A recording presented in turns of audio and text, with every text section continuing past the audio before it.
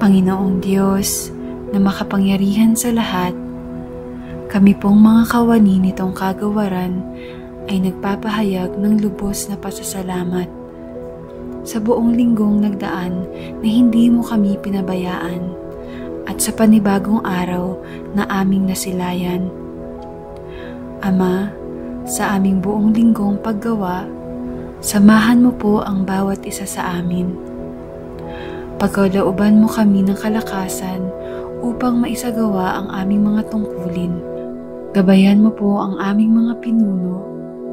Bigyan mo po sila ng sapat na karunungan at malinis na puso na ang kanilang desisyon ay maging sang-ayon sa iyong kalooban. Maghari nawa ang pag-ibig at kapayapaan sa bawat isa. Salamat po. Amen.